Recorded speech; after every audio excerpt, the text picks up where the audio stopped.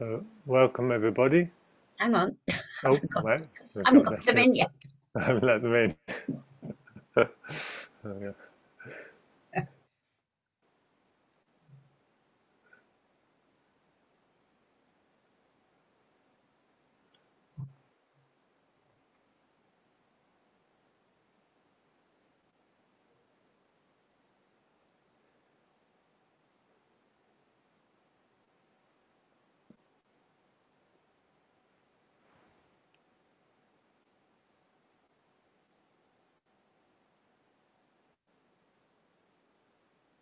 Okay, Stefan.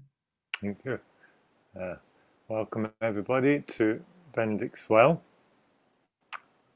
So, our speaker, who's going to be talking to us after the meditation, Enos Montaoni, has chosen as the title of his talk a line from the Psalm 36.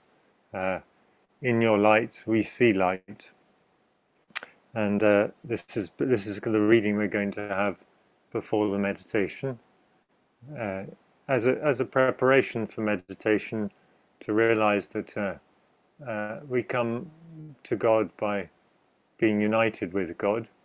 In God's light, we see light, and Enos will be showing how this uh, image of light is about the way we see the world as well. So in the same light by which we uh, become enlightened, we see the world. So this may be a, a kind of way of seeing the unity of all things, God, ourselves, and the world, all in an experience of God's light. So we'll start our meditation with our opening prayer. O God, come to our aid. Lord, make haste to help us. Glory be to the Father, and to the Son, and to the Holy Spirit, as it was in the beginning, is now, and ever shall be, world without end. Amen. And from Psalm 36. Your love, Lord, reaches to the heavens, your faithfulness to the skies. Your righteousness is like the highest mountains, your justice like the great deep. You, Lord, preserve both people and animals. How priceless is your unfailing love, O Lord. People take refuge in the shadow of your wings. They feast on the abundance of your house. You give them drink from your river of delights. For with you is the fountain of life, and in your light we see light.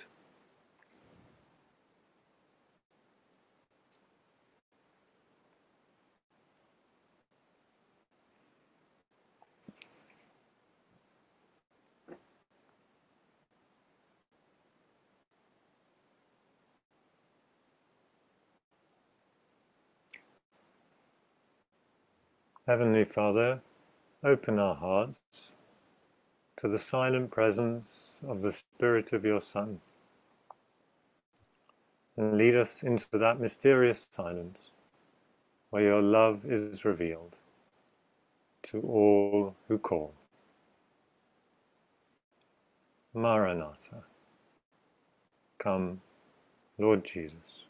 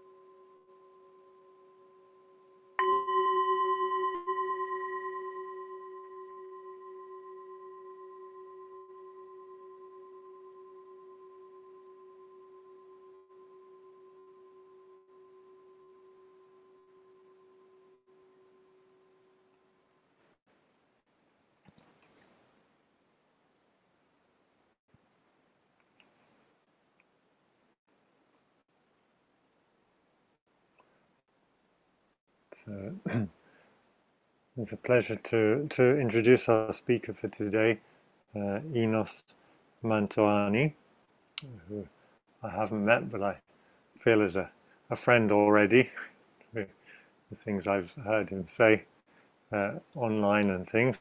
He was giving some presentation last week he's been part of this group, the Teacher Leader Program for WCCM. And he was giving a presentation then, which I enjoyed very much, introducing the project which he's been doing in that part of that program, which is to look at contemplative photography. And in the light of, he's putting together a series of 6 videos, reflections on contemplative photography in the light of John Mayne and Thomas Merton. Enos is from Italy. He lives in Florence with his wife, and he's been a novice oblate since July 2021, and he's been helping he led a pilgrimage in Italy in the footsteps of St. Benedict from Nursia to Rieta. So he's a perfect speaker for Benedict's Well, having been a pilgrim in Benedict's path.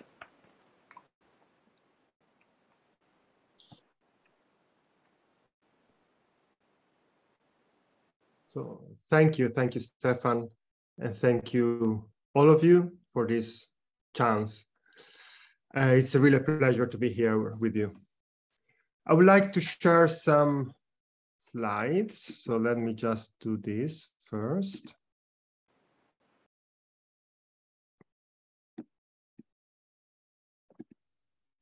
Okay. So I think you can see it now. And so I am glad to be here to share some reflections. These reflections that are coming from this year spent under the guide of Father Lawrence for this Teacher Leader Program. And these reflections will be mainly on the theme of light and how enriching it can be to approach light and sight in a contemplative way. We too often take for granted the act of seeing, the sight, and the fact that we are immersed in light.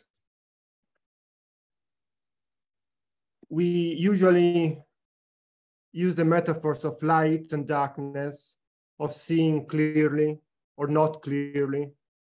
But I am starting to suspect that it's not only a metaphor. Scientists today say that seeing is crucial for our understanding of the world. And sight is our predominant sense. Before smelling, before hearing, before touching or tasting, we see in order to explore the world, to understand the world, to experience it, and to know the world. Our eyes are literally extensions of our brain. That's what science tells us today. But way before modern scientists, Aristotle, the Greek philosopher, said in his Metaphysics that all men naturally desire knowledge. He literally wrote, all men naturally desire to see. So to see is to know. But what is it that we see? We see light. We don't really see the objects. We see the light reflected by those objects, isn't it? So we are immersed in light. And without light, there is no life. So at this point, we can say with St. John that God is light. As a matter of fact, in languages like ancient Greek, like Latin, Italian, Spanish, and French, the word God has a strong connection with light.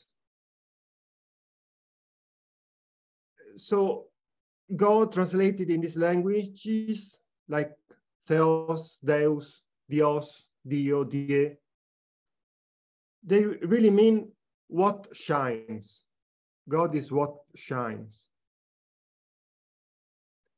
And if you think about other traditions, for example, the Buddha is called the enlightened. So he's the one that receives the light, that also spreads the light.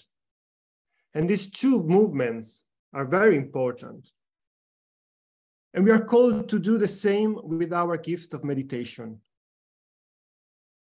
to recognize the light within us and then to spread it.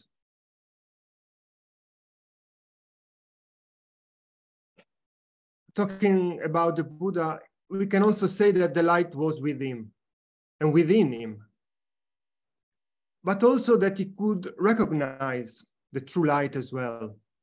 So he could see clearly. This might remind you of how the Vipassana meditation can be translated.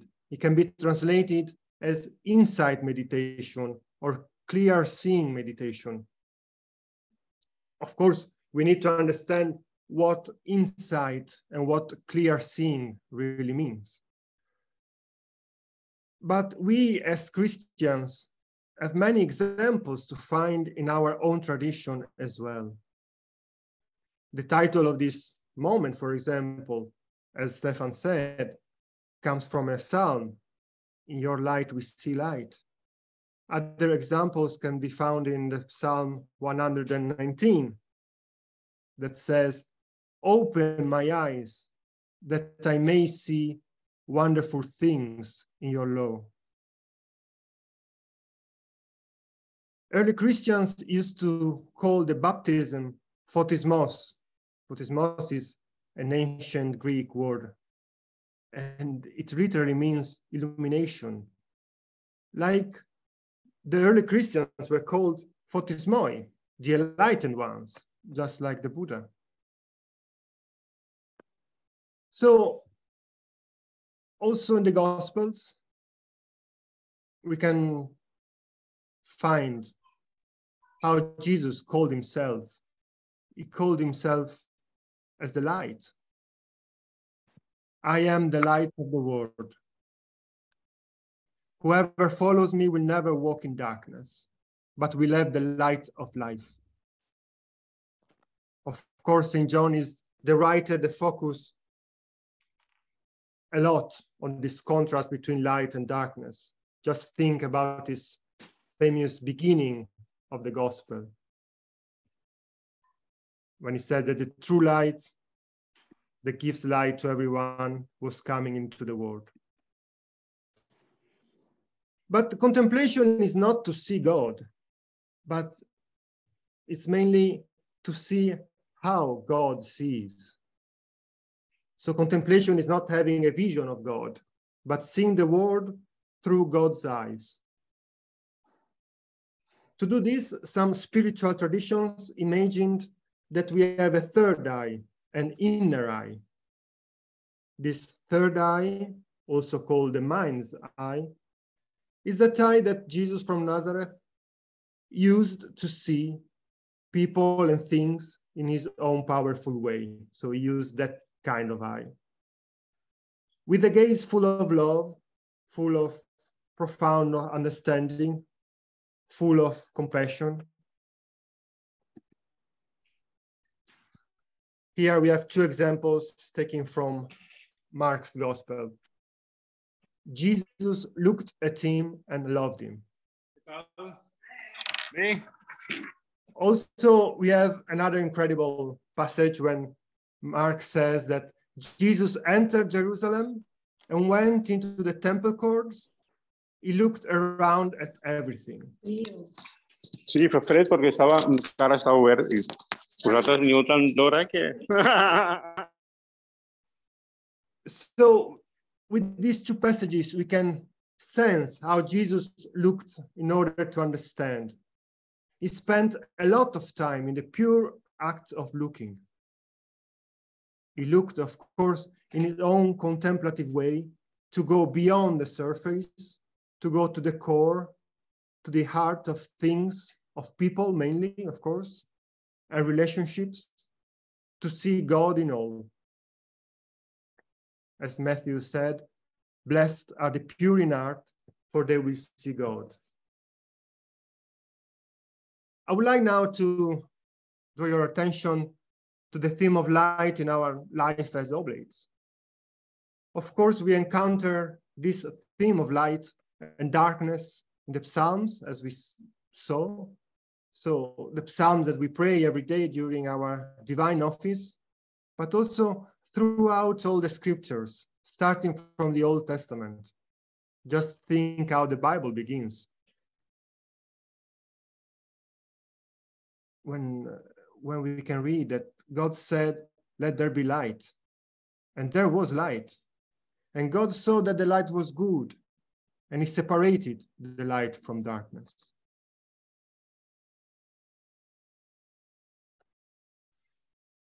Also, during our divine office, when we pray the Benedictus, we encounter this parallelism, this light and darkness parallelism. So we say, "Who visits us like dawn from on high? He will give light to those in darkness, those who dwell in the shadow of death." And during compline, in the Canticle of Simeon, we hear that "My own eyes have seen your salvation, which you have prepared in the sight of all peoples, a light to bring the Gentiles from darkness."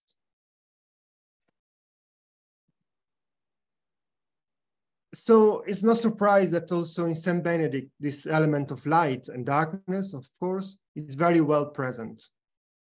An element strongly connected with sight. Because with our eyes we see, of course, but we can also be seen. For example, in the Magnificat, we sing, "He looks on his servant in her lowliness." So he looks. In the prologue, Saint Benedict invites us to let us open our eyes to the light that comes from God, and also to open our ears to the voice from the heavens. And he also calls out to run while we have the light of life, because the darkness of death may not overtake us. Again, in chapter 19 of the rule, we read that in every place the eyes of God are watching us. So with the eyes we see, but we are also seen by God's eyes. Because we believe that divine presence is everywhere. And beyond the least doubt, we should believe this to be especially true when we celebrate the divine office. So especially during our times of prayer, so in our times of meditation as well, we see and we are seen. We are seen by this loving eye of God. This also reminds me of a theme developed in the Yoga Sutras of Patanjali, the theme of understanding who sees and who is seen. We can be seen, but we can also see. So by being alert, by chasing this light, what we really intend to do is seek the divine in our life and in the world that surrounds us, to see things how they really are. And this is exactly what we do when we sit and meditate, because our eyes and our sight are key in meditation. One big question in meditation, of course, is, shall we meditate with our eyes open or with our eyes closed? our tradition says to gently close our eyes. And this, to me, makes perfectly sense because we need to clear our sight in order to see properly.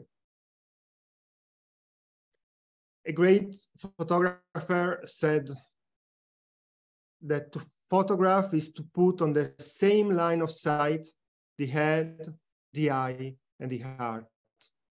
And this is a way to describe our meditation. As I said before, our eyes are literally extensions of our brain. So I'm sure that you will find interesting to know that nowadays, neuroscientists think that there is a strong link between sight, imagination, and memory. And we can experience this very well when we sit in meditation. When we close our eyes, very soon images and memories arise. Uninvited, but they are present. So having considered all this, I try to explore the various links and connections between Christian meditation and contemplative photography. Because photography literally means painting or writing with light. For this reason, I think that practicing photography in a contemplative way can be of some help in nurturing our spiritual life.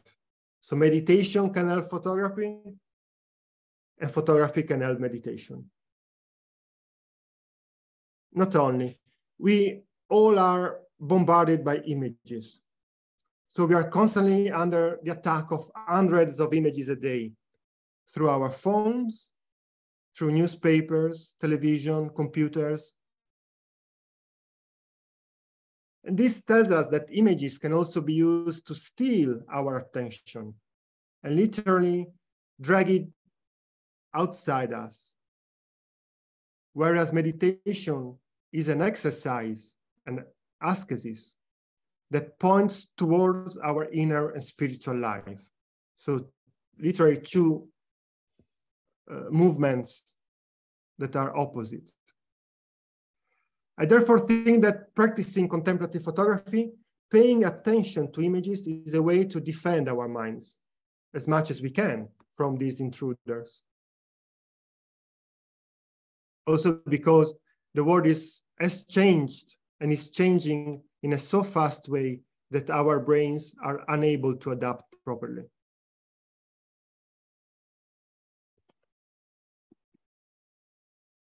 So what is contemplative photography then? I guess we can say that it's the process of considering photography not in a possessive way. As a matter of fact, in English, we say to take a picture, right? So it's a possessive act. But understanding it in a contemplative way means a way that creates relationships between the photographer and the subjects of the pictures. And these subjects can be persons, animals, objects, plants, trees, landscapes, cities, but also create relationships between the creator of the image and the viewer, the one that observes the image. It is also a way to let us be surprised by focusing on what we see and not on what we think we are seeing. Once again, it's the process of seeing things as they are in our reality. And finally, it's also a way to perceive the beauty in the world and to experience the power of the spirit in all circumstances, even in the most difficult ones.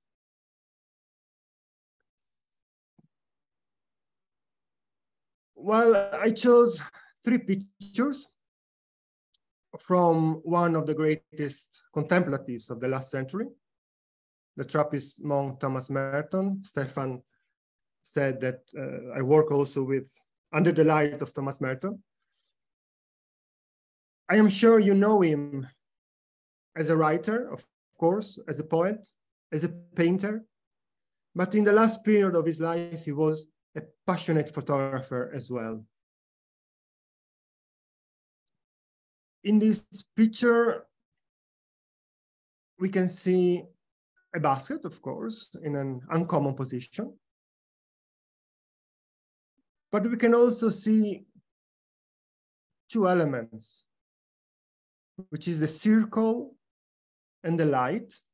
So the light that passes through this basket.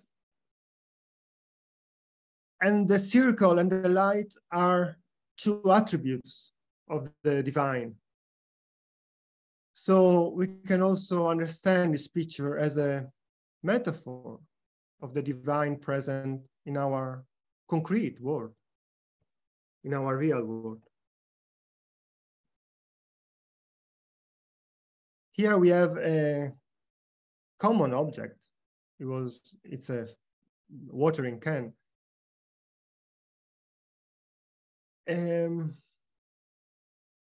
I can imagine seeing this picture that Father Thomas Merton had to bend in order to place this object that's sitting like a king on a throne.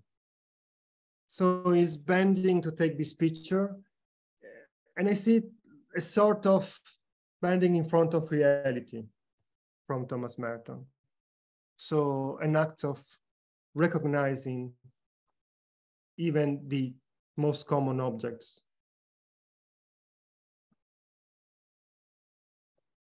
Last one from Father Merton is this one, which is very funny because it's the only one that he entitled, and he entitled it "The Only Known Photograph of God." So it's really funny, and it's also a beautiful picture.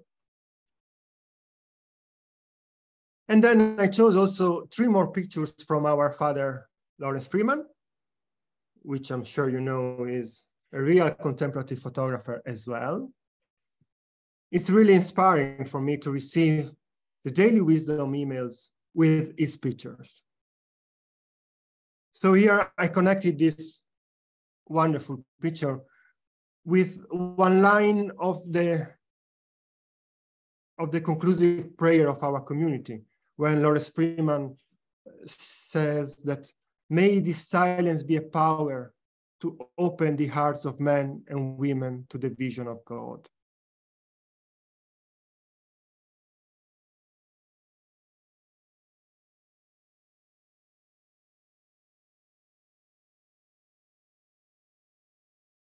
These are stairs from Bombay.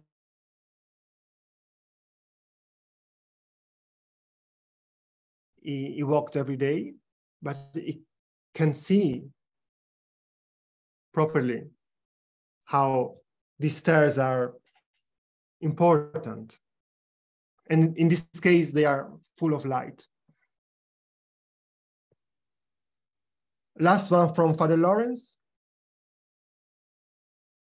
that came with a daily wisdom of few days ago. This picture of roots. I chose this because our community calls us constantly to go to the roots of our spirituality, to the roots of our Christianity, to the roots of our inner life. So I think it really depicts a strong key of our community.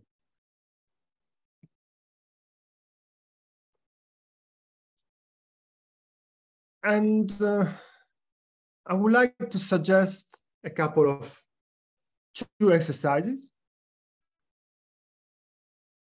So I invite you, if you want, of course, to take pictures of the sky. I invite you to take a picture of the sky every morning, at least for a week.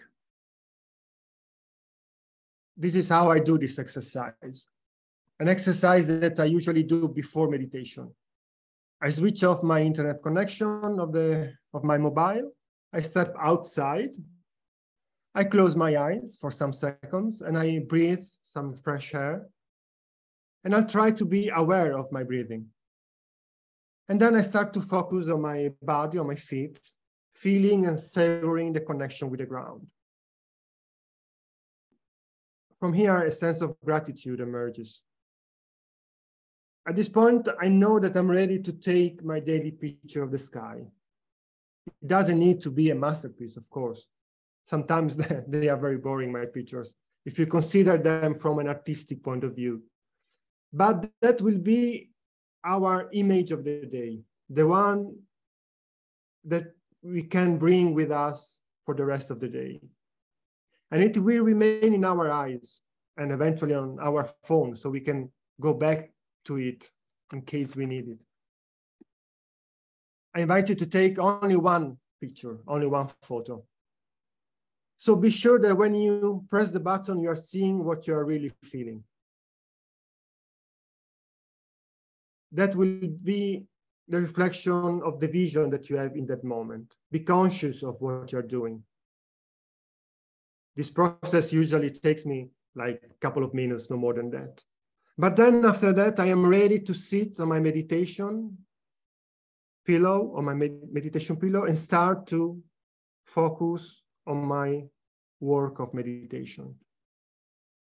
Another exercise that I found very interesting is reading a gospel, for example, the Gospel of St. Mark's, looking for verbs and moments where you can find this theme of light, of sight, the theme of darkness as well. This can be a really useful exercise. This is an example of how lucky I was to take this picture one morning.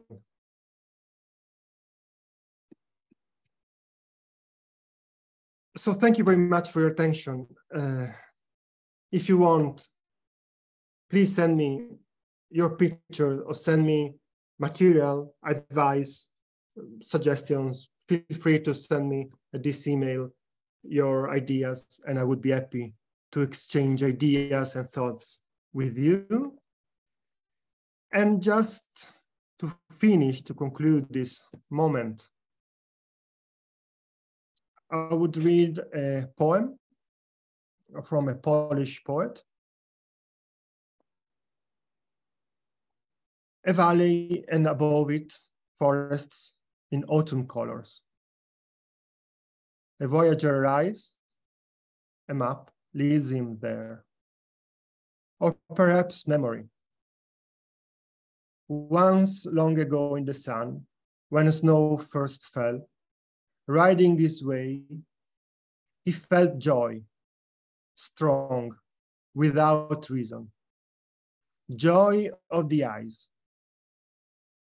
Everything was the rhythm of shifting trees, of a bird in flight, of a train on the viaduct, a feast in motion. He returns years later, has no demands. He wants only one most precious thing: to see, purely and simply, without name, without expectations, fears, or hopes, at the edge, where there is no I or not I. Thank you very much.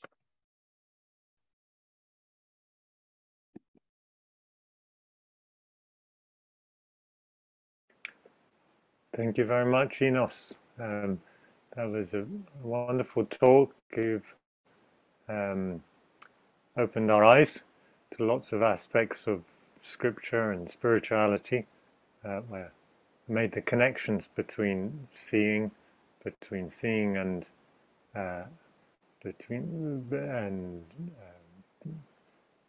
being in communion with what you see, and that giving us that exercise to practice during the week. And so we'll, I hope people will be able to email back to Enos what they've found in their practice.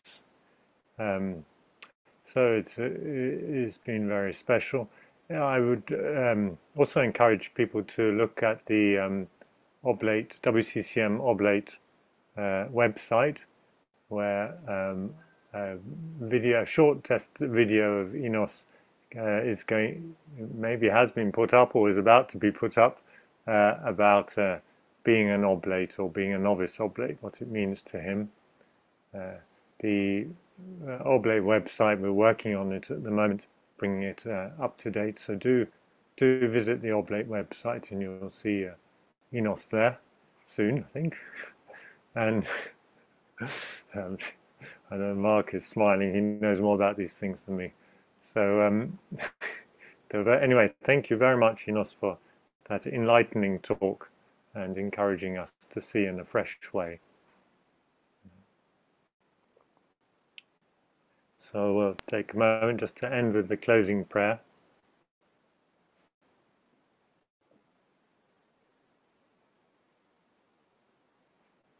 May the divine assistance remain always with us and with our absent brothers and sisters. Amen.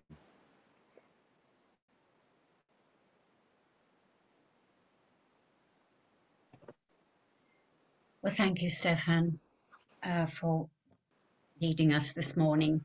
And thank you so much, Enos, for that really wonderful talk. Very inspiring. And you've given us all some homework to do too, so that can't be bad. So thank you so much. Anyway, it is now time for us to look forward to next week. And next week we have Nicholas Scrimenti, and he's the Special Project Manager for the World Community for Christian Meditation. The title of his talk, which is very intriguing, No Such Thing as Meditation, Tradition, History and Change in Christian Contemplative Practice. So that's something for us to think about and enjoy next week. So in the meantime, thank you all very much indeed for coming.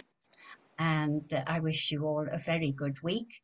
And we look forward to seeing you again very soon. So thank you. God bless. Thank you, Enos. It was beautiful. Thank you very much, Enos. Grazie mille. Thank you, Enos. So beautiful. Thank Thank you. you, Stefan. Thank you, Julia. Thank you, everybody. Thank you, Enos, Stay and thank you. healthy. See you next week. Thank you. Thank you. The light may follow you wherever you are, and see the light with the light. Bye-bye. Ben ik nog even sleep.